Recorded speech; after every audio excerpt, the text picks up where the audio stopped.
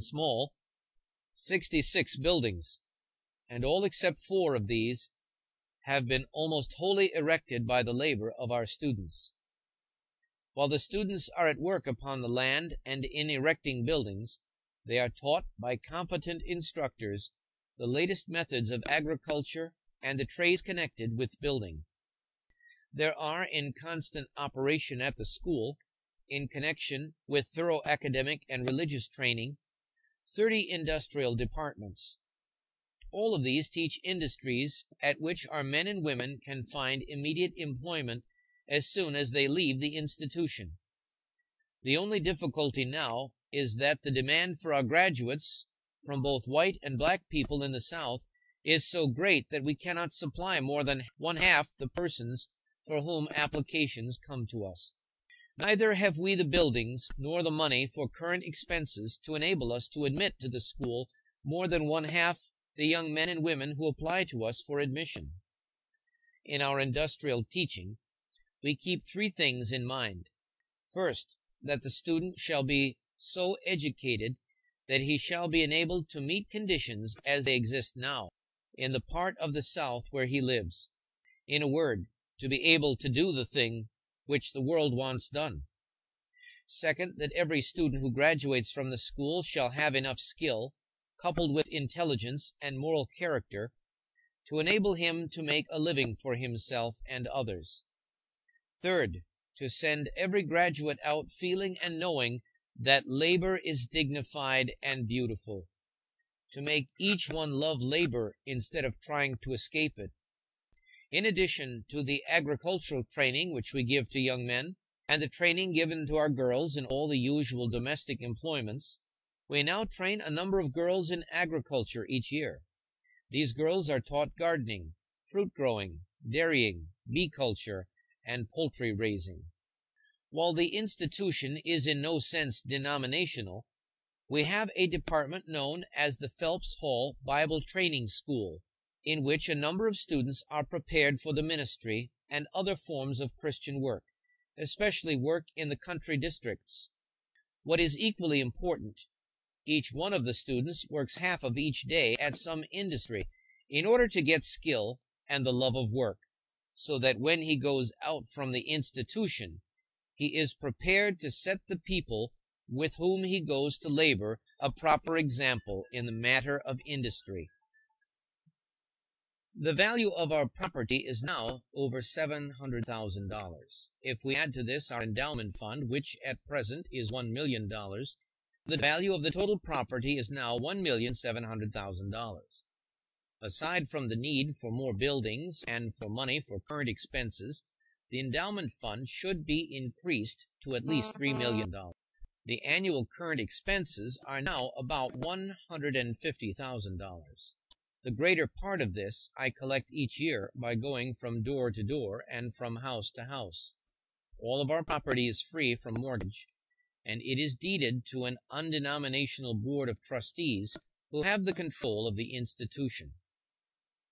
From 30 students, the number has grown to 1,400, coming from 27 states and territories, from Africa, Cuba, Puerto Rico, Jamaica, and other foreign countries. In our departments, there are 110 officers and instructors, and if we add the families of our instructors, we have a constant population upon our grounds of not far from 1,700 people. I have often been asked how we keep so large a body of people together, and at the same time keep them out of mischief. There are 2 answers: that the men and women who come to us for an education are in earnest, and that everybody is kept busy. The following outline of our daily work will testify to this. 5 a.m., rising bell. 5:50 a.m., morning breakfast bell. 6 a.m., breakfast bell. 6:20 a.m., breakfast over. 6:20 to 6:50 a.m., rooms are clean. 6:50, work bell. 7:30, morning study hours. 8:20, morning school bell. 8:25, inspection of young men's toilet in ranks. 8:40, devotional exercises in chapel. 8:55, 5 minutes with the daily news. 9 a.m. Classwork begins. 12. Classwork closes.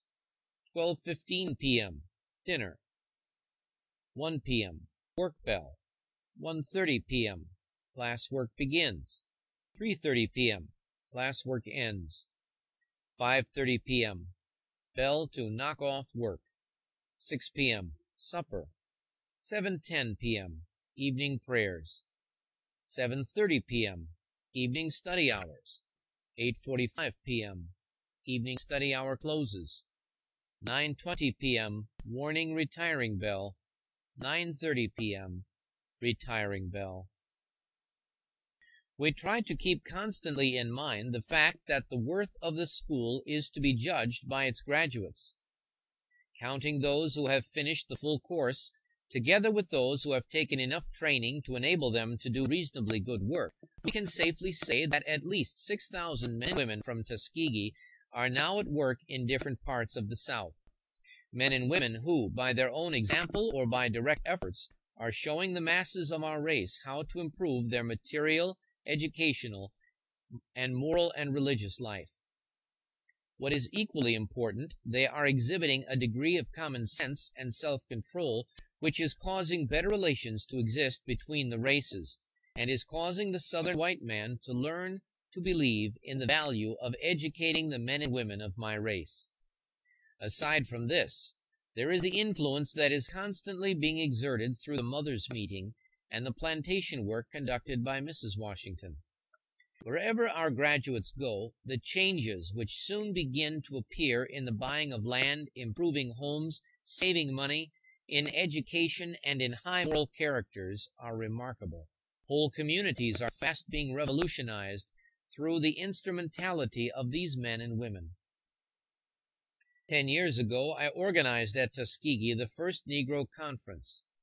This is an annual gathering which now brings to the school 800 or 900 representative men and women of the race, who come to spend a day in finding out what the actual industrial, mental, and moral conditions of the people are, and in forming plans for improvement. Out from this Central Negro Conference at Tuskegee have grown numerous state and local conferences, which are doing the same kind of work. As a result of the influence of these gatherings, one delegate reported at the last annual meeting that 10 families in his community had bought and paid for homes. On the day following the annual Negro Conference, there is the Workers' Conference. This is composed of officers and teachers who are engaged in educational work in the larger institutions in the South. The Negro Conference furnishes a rare opportunity for these workers to study the real condition of the rank and file of the people. In the summer of 1900, with the assistance of such prominent colored men as Mr. T. Thomas Fortune, who has always upheld my hands in every effort, I organized the National Negro Business League, which held its first meeting in Boston, and brought together for the first time a large number of colored men who are engaged in various lines of trade or business in different parts of the United States. 30 states were represented at our first meeting. Out of this national meeting grew state and local business leagues. In addition to looking after the executive side of the work at Tuskegee and raising the greater part of the money for the support of the school, I cannot seem to escape the duty of answering at least a part of the calls which come to me unsought to address Southern white audiences and audiences of my own race, as well as frequent gatherings in the North. As to how much of my time is spent in this way, the following clipping from a Buffalo, New York paper will tell. This has reference to an occasion when I spoke before the National Educational Association in that city. Booker T. Washington, the foremost educator among the colored people of the world, was a very busy man from the time he arrived in the city the other night from the West and registered at the Iroquois. He had hardly removed the stains of travel when it was time to partake of supper. Then he held a public levee in the parlors of the Iroquois until 8 o'clock. During that time, he was greeted by over 200 eminent teachers and educators from all parts of the United States.